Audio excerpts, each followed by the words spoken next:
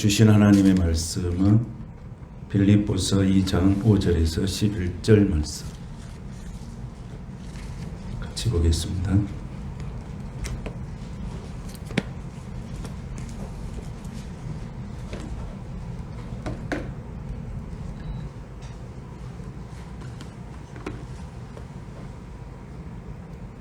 함께 이 말씀을 같이 한 목소리로 봉독하겠습니다.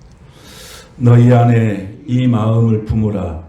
곧 그리스도 예수의 마음이니 그는 근본 하나님의 본체시나 하나님과 동등됨을 취할 것으로 여기지 아니하시고 오히려 자기를 비워 종의 형체를 가지사 사람들과 같이 되셨고 사람의 모양으로 나타나사 자기를 낮추시고 죽기까지 복종하셨으니 곧 십자가에 죽으심이라.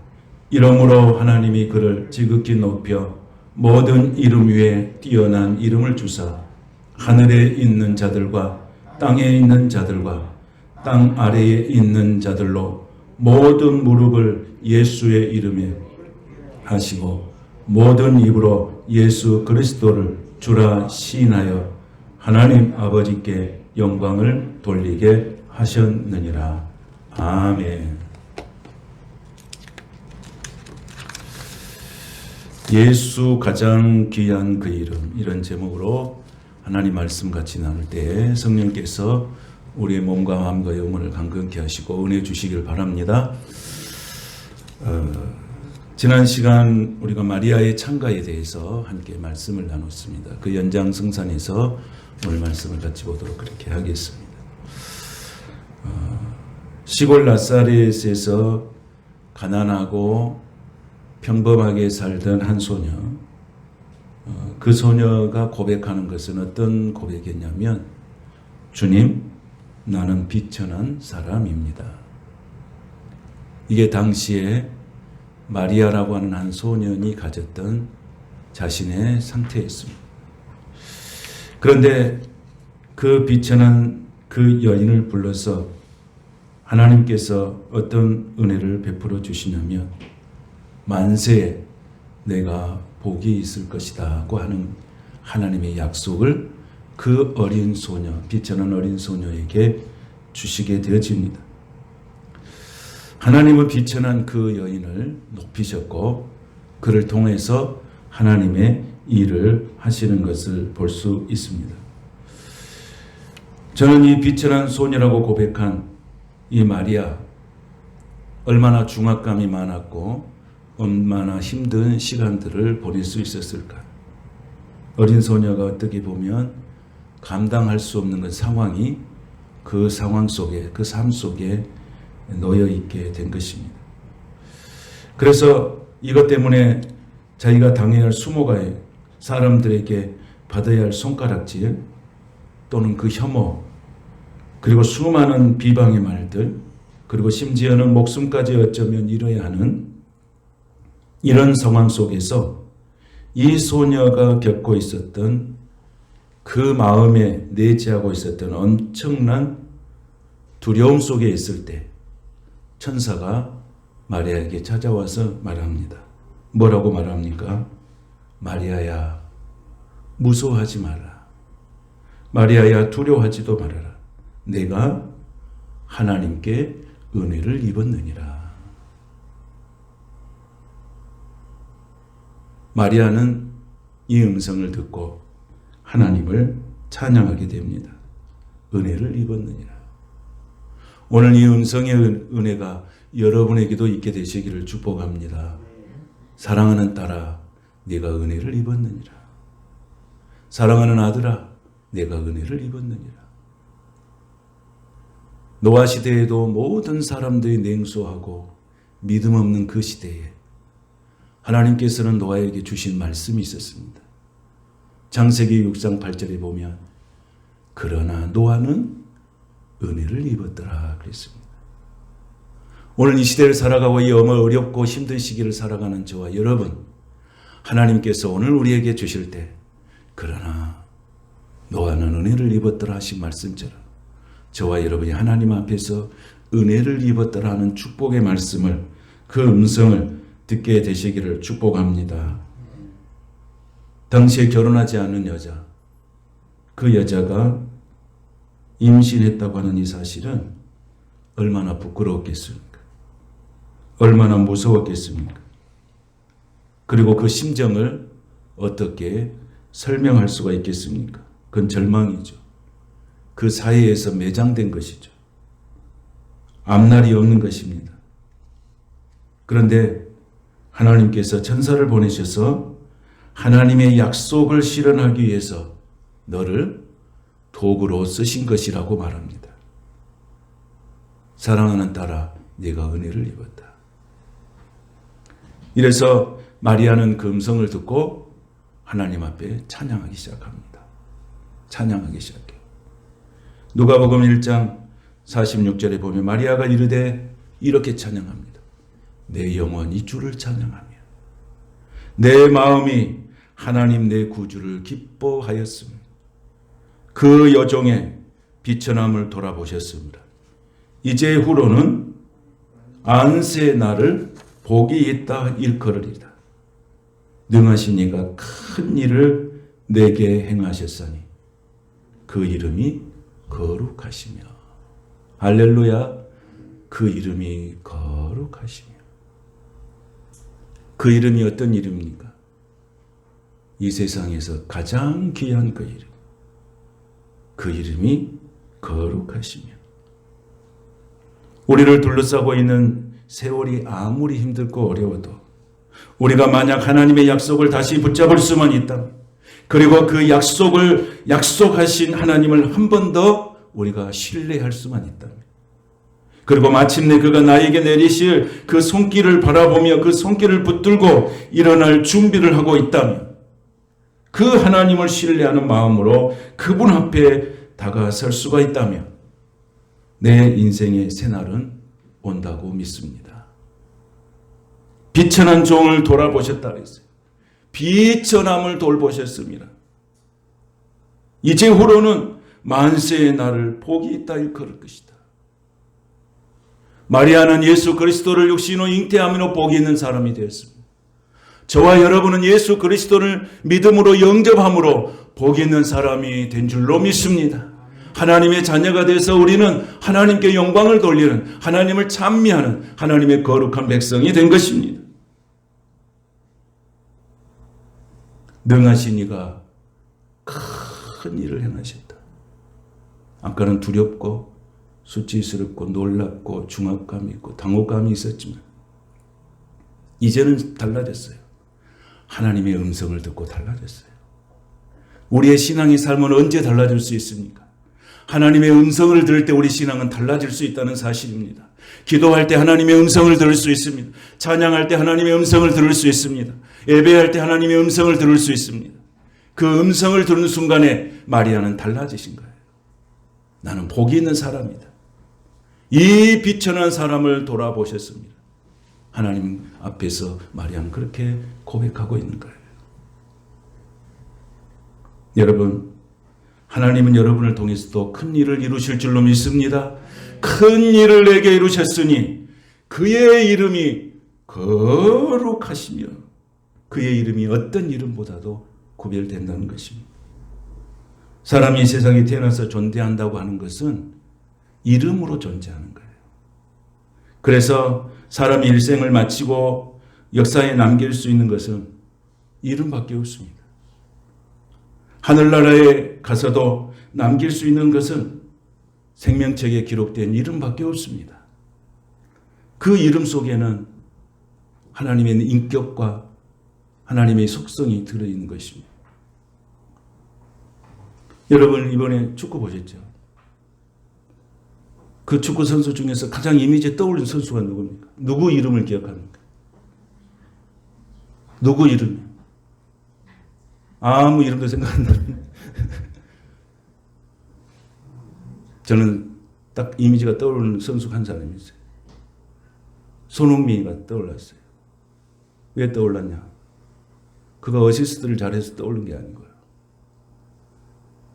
경기가 다 끝난 다음에 그 구장에 앉아가지고 땅을 치면서, 손으로 땅을 치면서 통곡하는 그 손흥민을 내가 이렇게 봤어요. 카메라에 잡혔어요. 나는 포르투갈 이겨서 눈물 난 게 아니고 손흥민이가 모든 것을 그 경기를 마무리하고 난 다음에 그 잔디밭에 혼자 앉아서 이렇게 땅을 치면서 통곡하는 그 모습에 내가 울컥했어요. 얼마나 많은 중압감이 있었을까? 얼마나 많은 부담감이 있었을까? 얼마나 힘들었을까? 근데 그는 땅을 치면서 통곡하면서 울면서 다 씻어진 거예요. 그래서 내가 그 이름을 기억한 거예요. 골 넣은 황희찬이도 기억할 수 있고 헤이딩을 잘한 잘 모르잖아요. 봐요. 조기성도 기억할 수 있지만 나는 땅을 치면서 통곡하고 있는 울고 있는 그 손흥민을 나는 기억했어요. 그가 왜 그랬을까? 그 순간에 모든 힘든 것이 벗겨지는 그런 순간이 되지 않겠습니까? 그래서 사람들은 그 이름을 기억한 거예요. 그 이름을. 다른 사람들은 막 기뻐서 눈물을 흘리고 환호성을 지르고 있을 때 그는 한 잔디구장에 딱 앉아서 땅을 치면서 통곡하고 있었던 거예요. 그 모습이 아련하게 내 마음속에 새겨져 있어요. 그래서 그 이름을 기억하는 거예요. 여러분 인생을 살아가면서 수많은 사람을 만나죠. 그 수많은 사람을 만나는 중에서 여러분들이 기억하고 있는 이름이 있어요. 그 이름은 우리 심령 가운데 목같이 배어있는, 목같이 박혀있는 그런 이름이에요. 평생에 잊을 수 없는 이름, 그 이름이에요. 오늘 본문에서도 9절에 보면 하나님께서 예수님을 어떻게 표현하셨습니까? 이름으로 하나님이 그를 지극히 높여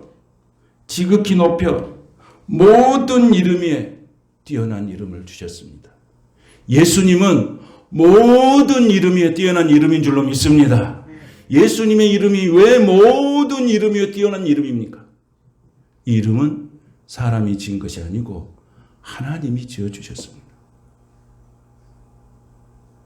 당시에 예수라는 이름이 얼마나 많은지 몰라요. 여러분 성경에 보더라도 똑같은 이름이 많이 나오죠. 그러면 진짜 모든 이름에 뛰어난 이름, 이 예수의 이름을 어떻게 구별합니까? 어떻게 예수를 구별합니까?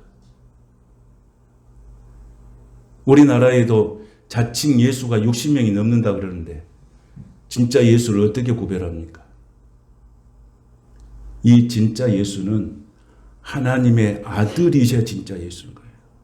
하나님의 아들만이 진짜 예수인 줄로 믿습니다. 수많은 예수의 이름이 있지만은 모든 이름에 뛰어난 이름을 주신 그 이름은 하나님의 아들이여만이 그것이 진정한 예수요. 그 예수는 진정한 구원자이신 것입니다. 그 이름을 우리에게 주신 거예요. 그 이름을 믿는 자들도 하나님은 뛰어난 이름을 주신 그 예수님과 우리가 친구가 되는 거예요. 여러분, 우리가 친구라고 할 때는 어떤 것입니까? 내 속에 모든 것을 드러낼 수 있고 내가 이 사람이 내 친구라고 말했을 때 부끄럽지 않는 사람을 친구라고 자신 있게 말해요. 근데 예수님은 우리를 향하여서 뭐라고 말씀하신지 아십니까? 우리의 이런 신분이나 이런 뭔가 지위 이런 다른 거 아무것도 보지 않고 네가 예수 그리스도를 믿음으로 영접하여 하나님의 자녀가 되었다면 너는 나의 친구라. 여러분은 예수님을 친구로 둔 위대한 사람인 줄로 믿습니다. 친구로 두셨어요. 여러분 예수님을 친구로 두셨어요. 그러면 어떻게 해야 돼요? 그 예수님에게 내가 하고 싶은 말을 다 할 수 있는 거예요. 여러분 그 친구 아니에요? 나의 비밀도 말할 수 있어야 돼요. 나의 숨소리, 나의 한숨, 탄식 모든 것을 말할 수 있는 사람이 친구예요. 그래서 여러분이 세상에 살아갈 때 정말로 육신의 친구를 둘 수 있을 때 내 속에 있는 모든 것을 털어놔도 흠이 되지 않고 다 받아들일 수 있는 그런 친구 한 사람만 있다면 그 친구는, 그 사람은 인생에서 성공한 사람이에요.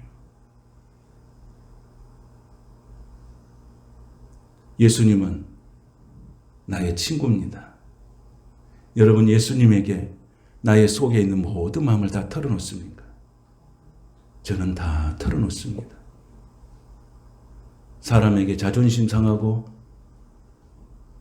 때로는 사람에게 상처받고 하는 모든 일들을 우리 하나님 앞에, 주님 앞에, 예수님 앞에 나와서 다 털어놓습니다. 나 오늘 이 사람 때문에 힘들었다. 나 저 사람 때문에 힘들었다. 오늘 이것 때문에 이런 말 들었는 자존심 상했다.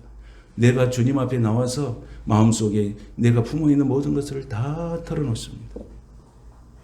그때 우리 주님은 나를 어루만져 주시고 쓰다듬어 주시고 위로해 주시고 수고했다고 해 주시고 하나님은 회복시켜 주시고 다시 건강한 삶으로 살 수 있도록 하나님 만들어 주신 거예요. 예수님은 좋은 친구예요. 여러분 예수님이 나의 좋은 친구인 것으로 믿습니까? 그렇다면 여러분은 내 속에 있는 속마음을 다 털어놔셔야 돼요. 그분에게 다 해야 돼요. 사람에게 하지 마요. 사람에게 해봤자 이러도 안 돼요. 사람에게 해도 도움 안 돼요. 누구에게 해야 돼요? 나의 모든 속마음을 다 받아줄 수 있고 무슨 말을 해도 다 용서가 되고 무슨 말을 해도 다 치료가 되고 무슨 말을 해도 다 위로가 되게 해주시는 그 예수님에게 내 모든 것을 다 고백하고 그 모든 것을 내어놓는 심령을 토로하는 그런 심령들이 될 수 있기를 축복합니다. 그분이 나의 친구예요. 그분이 나의 친구예요. 그 친구는 조금 좋았다가 많은 친구가 아니라 지금부터 영원까지 나의 친구예요. 할렐루야. 그 예수를 여러분 평생 신실하게 섬기는 믿음의 종들이 되시기를 축복합니다. 그래서 예수님을 뭐라고 말씀합니까? 모든 이름 위에 뛰어난 이름을 주셨어요. 하늘에 있는 자들과 땅에 있는 자들과 땅 아래에 있는 자들을 모든 무릎을 누구에게 꿇게 하셨습니까? 예수의 이름에 꿇게 하셨어요. 그 예수의 이름이 왜 중요합니까? 그가 하나님의 아들이기 때문에 중요한 것입니다. 예수의 이름에 꿇게 하시고 하나님 아버지께 모든 입으로 예수 그리스도를 주라 시인하여 하나님 아버지께 뭐 하게 하셨다고요? 영광을 돌리게 하셨다. 우리는 그 이름으로 살고 그 이름으로 변화를 받고 그 이름으로 역사를 창조하는 아름다운 이름입니다. 그 이름은 누가 주신 거라고요? 하나님이 주신 이름이에요. 예수의 이름은 이렇게 그렇게 뛰어난 것입니다. 하늘이 주셨기 때문에. 그래서 마태복음 1장 21절에 보면 예수님을 이렇게 표현하고 있습니다. 아들을 낳으리니 이름을 예수라 하라 했어요. 그러면서 그 이름의 뜻의 의미를 말씀해 주셨어요. 이는 그가 자기 백성을 그들의 죄에서 구원할 자이심이라. 예수의 이름은 구원이란 뜻이에요. 그래서 하나님은 이름을 지어주시고 그 이름의 뜻과 의미까지도 다 말씀해 주셨어요. 이 예수라는 이름을 주시고 그가 자기 백성을 그들의 죄에서 구원할 자입니다. 반드시 해석을 해 주신 거예요. 여러분 이름 속에는 비전이 들어있어요. 장차 너는 이런 사람이 될 것이다. 이게 비전이에요. 여러분 자녀들 이름 지을 때 그렇게 짓지 않습니까? 우리도 자녀들 지을 때 다 그렇게 짓어요. 장차 너희는 이런 사람이 되라. 여기에 이름을 짓는 거죠. 그래서 그 이름을 짓는 것이 그래서 중요한 거예요. 이름을 막 쉽게 지으면 안 돼요. 전에 우리 시골의 동네 보니까 이름이 딸이 하도 많아. 막 7번째 막 딸이 나와. 계속 아들은 없고 딸만 나오니까 그만 나라 해가지고 이름을 망녀라고 짓더라고. 그게 사람들이 전부 망녀라고 불러. 망녀. 그 이름이 뭐예요 이름이? 그만 여자로 그만 태어나고 아들이 나오라고 해가지고 니는 그만 이제 딸 그만 그런 의미로 망녀라는 이름을 짓어요. 딸막.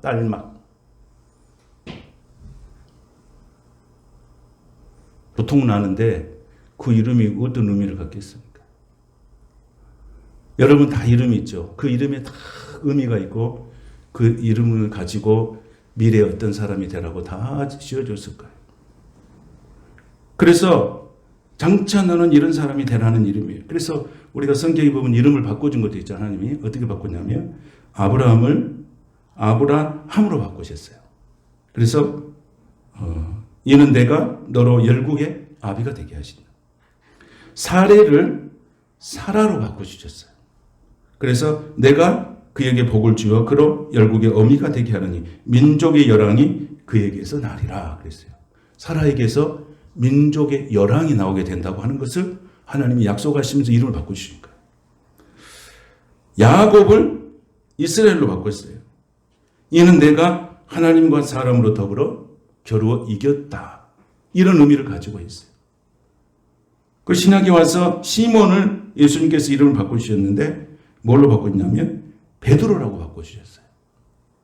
베드로라고 하는 뜻은 요한의 아들 시몬이나 장차 게바라 하시리라. 게바를 번역하면 베드로라 그런 뜻이에요. 이름을 바꿔주셨어요. 근데 이름을 바꿔주셨는데 이름을 바꿔주신 대로 그들이 인생을 살았어요. 그리고 하나님 앞에 거룩한 면류관들이 다 되었습니다. 그런데 성도들 등에 보면 그래서 자기도 이름 바꾼다는 거예요. 이름을 바꾼다는 거예요. 이분들은 어떻게 해서 이름이 바뀌어진지를 알아야 돼요. 과정을 모르고 그냥 이름만 바꾼다는 거예요. 의미가 있겠어요, 없겠어요? 아무 의미가 없어요. 여러분, 이미 우리는 하나님의 자녀가 된 우리는, 저와 여러분은 이미 이름이 바뀐 것입니다. 할렐루야. 그래서 우리는 하나님의 뜻대로 살면 되는 거고, 하나님이 기뻐하신 대로 살면은 그 이름에 하나님께서 장차 미래의 비전과 장차의 꿈을 이루어가는 그런 이름으로 하나님께서 만들어 주시는 거예요. 육신의 이름만 바꾼다고 해서 바뀌는 게 아니고 진정한 이름대로 하나님이 주신 뜻대로 살아가는 거죠. 그랬을 때 우리가 온전한 이름이 변화되어 하나님 앞에 쓰임받는 거룩한 면류관이 될 줄로 믿습니다. 그래서 이름 중에서 최고의 이름은 어떤 이름이에요? 예수. 모든 이름 위에 뛰어난 이름이라고 반드시 성경은 이야기하고 있습니다. 근데 그 예수는 누구의 이름이어야 돼요? 하나님의 아들이신 예수여야 합니다. 그 예수만이 능력이 있고 그 예수만이 구원이 있고 그 예수만이 소망이 있습니다.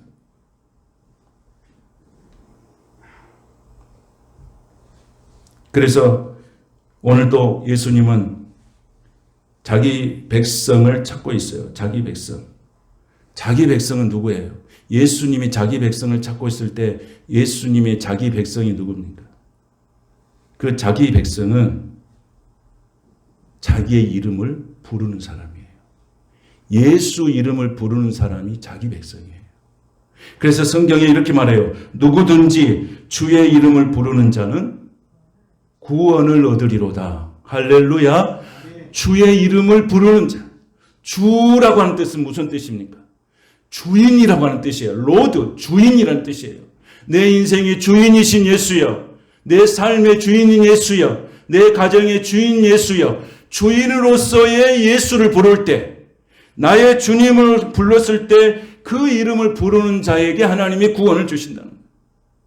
그래서 주님이라고 하는 뜻은 그렇게 중요한 거예요. 그래서 우리가 주여라고 하는 표현은 하나님 앞에서 굉장한 신앙 고백이에요. 로드, 당신은 나의 주인입니다 하는 거예요. 여러분, 자녀의 주인이 누굽니까? 예수님이세요. 내 가정의 주인이 누구십니까? 예수님이세요.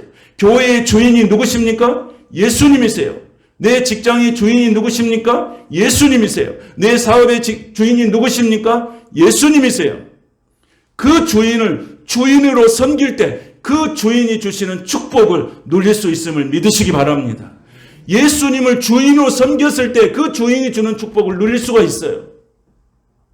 그런데 예수님을 주인으로 섬기지 않고 살아갈 때는 예수님의 풍성함을 내가 누리면서 살 수가 없어요. 신앙적으로는 내 인생의 주인이 예수님이십니다. 그렇게 고백해 놓고 실질적으로 주인로 대접을 안 해요. 내 가정의 주인이 예수님이십니다. 그러면 가정에 문제가 생겼어요. 그럼 누구한테 물어봐야 돼요?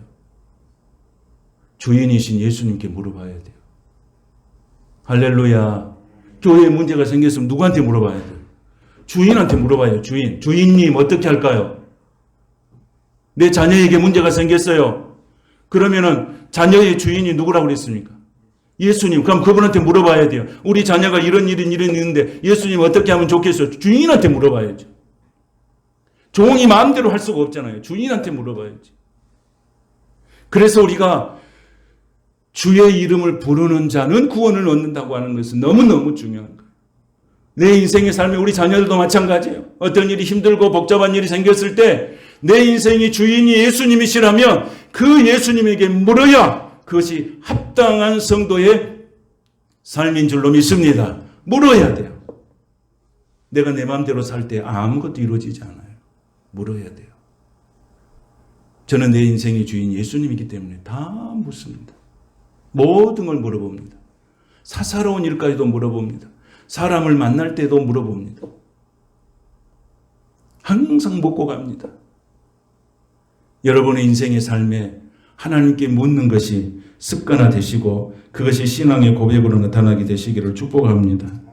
그래서 예수여, 나의 인생에 이 어렵고 힘든 일이 내게 있었는데 길이 되시고 진리가 되시고 생명이 되신 예수님께서 내 앞길에 이 험난한 인생의 길을 가르쳐 주시라고 정말 울부짖으면서 기도해야 돼요.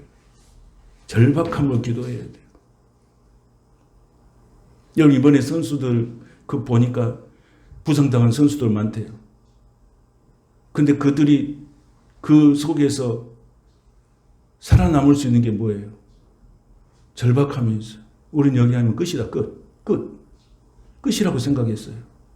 절박함과 간절함이 있었어요. 그러니까 그냥 목숨을 걸고 한 거예요. 뒷일은 생각 안 하는 거예요. 내 몸이 아프고 이런 건 생각 안 해요. 내가 끝이라고 생각하고 그냥 하는 거예요. 그러니까 결실이 있는 거예요. 우리가 하나님 앞에 나와서 기도할 때 돼도 좋고 안 돼도 좋고 이렇게 하면 아무 역사도 일어나지 않습니다. 주여, 내가 기도하오니 꼭 응답하여 주시라고 절박함과 간절함으로 나갈 때 주께서 움직이시고 응답하신 줄로 믿습니다. 우리의 기도가 그렇게 돼야 돼요. 돼도 되고 안 되면 말고. 그러면 아무 역사가 일어나지 않는 거예요. 꼭 돼야 됩니다. 안 되면 10번 부르고요. 또 100번 부르고요. 안 되면 금식도 하고요. 철화도 하고요. 온갖 방법을 다 동원해서 하나님 앞에 나아가서 정말로 하나님의 은혜를 구하고 응답을 구해야죠. 기도는 요식행위가 아니라 생명이고 생존 본능의 문제예요. 기도한다고 하는 것은 하나님 앞에 목숨을 내놓고 부르짖는 거예요. 그래서 내게 부르짖으라 그리하면 내가 알지 못한 크고 은밀한 일을 내게 보이리라고 주께서 약속하시는 거예요.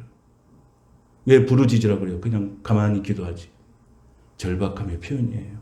간절함의 표현이에요. 여러분, 우리가 기도하는 것 중에서 통성으로 기도한 것처럼 좋은 게 없어요. 여러분, 통성으로 기도하면요, 우울증도 없어지고요, 불면증도 없어지고 모든 게 없어져 버려요. 속에 가다 놓는 상처들도 통성 기도를 통해서 사라져 버리는 거예요. 그러니까 여러분, 같이 할 때는, 기도할 때는 힘들지만은 혼자서 기도할 때는 소리 질러서 기도하는 거예요. 그러면은 얼마나 내 속에 있는 영적으로 치유가 일어나는지 몰라요. 통성 기도하는 게 그래서 중요한 거예요. 조용조용한 것도 좋은데 내가 마음이 답답할 때는 소리 질러서 기도하는 거예요. 하나님의 위로와 치료가 그럴 때 임하는 거예요. 왜 그렇게 기도해야 됩니까? 절박함이에요. 여러분의 이런 절박함과 간절함으로 하나님께 나아가는 믿음의 종들이 될 수 있기를 축복합니다. 성경에 보면 바디메오라는 사람이 나오잖아요. 바디메오라는 사람이 나왔는데 이 바디메오는 소경이잖아요. 근데 소경 바디메오가 예수님이 있다는 소식을 듣고 나왔어요. 근데 사람들이 하도 많아서 갈 수가 없었어요. 그런데 그 갈 수가 없고 인의 장박을 사람들이 장벽을 쳐가지고 갈 수 없었어요. 그때 바디메오가 포기했습니까? 그렇지 않았어요. 그에게 간절함이 있었어요. 그에게 절박함이 있었어요. 이것이 내 인생의 마지막 기회라고 생각했어요. 그래서 어떻게 했습니까? 이렇게 성경은 기록하고 있어요. 다윗의 자손 예수여, 나를 불쌍히 여겨주시라. 그런데 그 소리를 못 듣게 사람들이 다 울타리를 쳐놨어요. 그랬을 때 이 바디메오는 포기하지 않고 다윗의 자손 예수여 나를 불쌍히 여기시라고 소리 질러서 기도했어요. 그때 예수님께서 찾아오셨어요. 무엇을 원하느냐? 보기를 원합니다. 네 믿음이 너를 구원하였느니라. 할렐루야. 하나님은 간절함과 절박함으로 부르짖을 때 찾아오시는 분이세요. 그건 어떤 장벽도 허물 수 있는 힘이에요. 성경의 사도행전에 보면 베드로와 요한이 성전에 올라가다가 성전의 미문에서 구걸하는 거지를 봅니다. 그때에 베드로가 그에게 뭐라고 말합니까?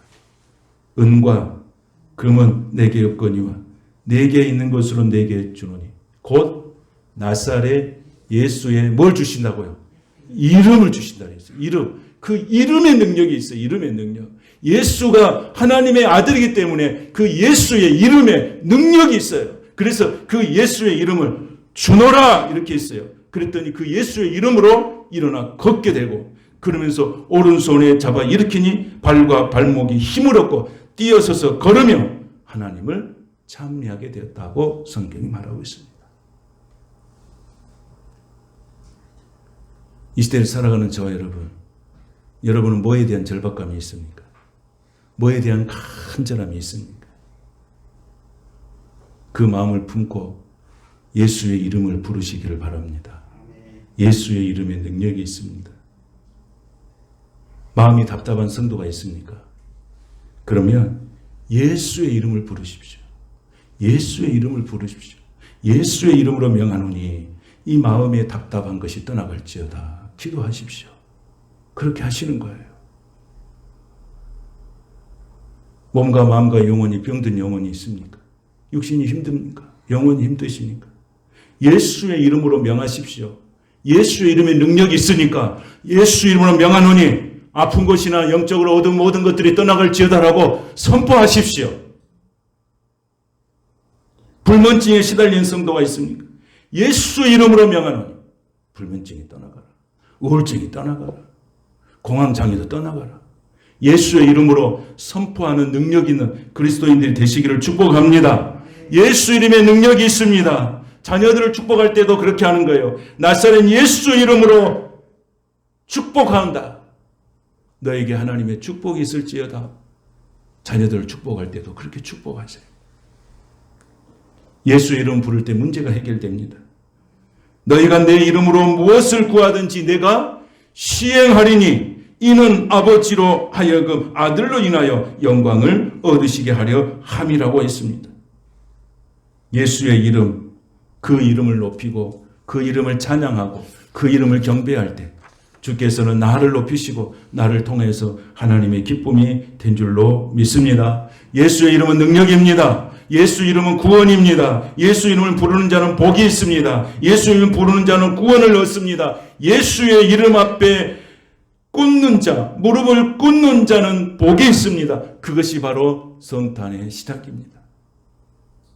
목자들은 제일 먼저 아기 예수님께 무릎을 꿇었습니다.